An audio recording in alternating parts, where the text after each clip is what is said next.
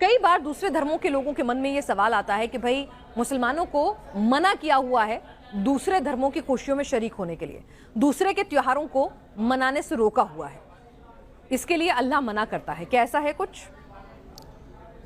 देखिए, इस्लाम और जो दूसरे धर्म हैं जैसे हिंदू धर्म है या और भी धर्म है, इनमें बेसिकली तौर पर अक़ीदे का फ़र्क है। और अक़ीदा क्या है? हमारा अक़ीदा यह है कि अल्लाह एक है और अल्लाह के अलावा कोई भी इबादत के लायक नहीं है। हिंदू मज़हब में बहुत सारे देवी देवताओं की इबादत की जाती है, पूजा की जाती है। तो अब क्योंकि जितने भी त्यौहार हैं वो किसी न किसी मतलब भगवान से या किसी से जुड़े हुए हैं, तो अगर कोई बंदा उसकी त्यौहार की मुबारकबाद देता है तो गोया कि वो उसके शिर्क में शरीक हो रहा है, उसके शिर्क में शरीक हो रहा है। तो इसलिए मना किया जाता है क्योंकि यहाँ अक़ीदे की बात आती है। रहा मसला हिंदू मुस्लिम की मतलब हमदर्दी का, मोहब्बत का, प्यार का, उसके बारे में इस्लाम की तालीम यह है कि आप अपने पड़ोसियों के साथ अच्छा सलूक करें, चाहे वो किसी भी धर्म का मानने वाला हो। आप उसकी मदद करें, आप उसकी हेल्प करें। इस्लाम में ये नहीं कहा गया है कि भाई दूसरे दोस्त जो हैं दूसरे धर्म के वो तो काफिर हैं।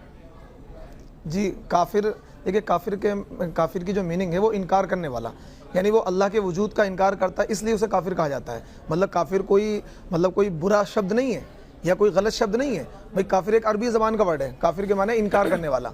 अब वो कुरान का इनकार करता है, अल्लाह का इनकार करता है, रसूल का इनकार करता है, इसलिए वो काफिर कहलाता है। यानी अगर एक मुसलमान, जितना मैं आपकी बातों से समझी हूँ, एक मुसलमान अगर अपने दोस्त के घर जाकर दिवाली के त्योहार में शरीक होता है, होली के त्योहार में शरीक होता है, तो इसके लिए अल्लाह इजाज़त नहीं देता। देखिए, कुरान की इजाज़त इस माना कर नहीं है, क्योंकि यहाँ बेसिकली फ़र्क समझना पड़ेगा। फ़र्क यही है, अक़ीदे का फ़र्क है।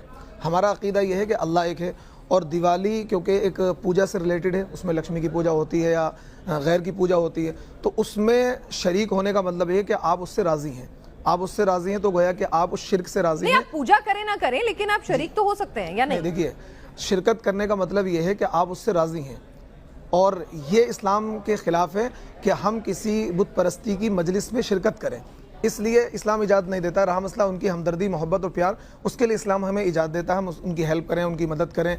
यानी कि मुसलमान किसी दूसरे के त्योहार में शरीक नहीं हो सकते, दूसरे की खुशियों में शरीक नहीं हो सकते।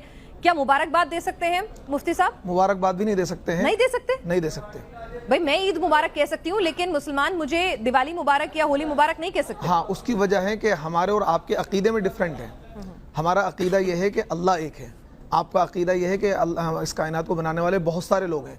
बात यहाँ अक़ीदे की है, ये इसमें बुरा लगने वाली कोई बात नहीं है कि आपको बुरा लगे या किसी हिंदू भाई को बुरा लगे, भाई हम मुबारकबाद देंगे। भाई आपके अक़ीदे में बहुत सारे भगवान हैं, हमारे अक़ीदे में एक ही भगवान है, एक ही खुदा है, वो है अल्लाह है।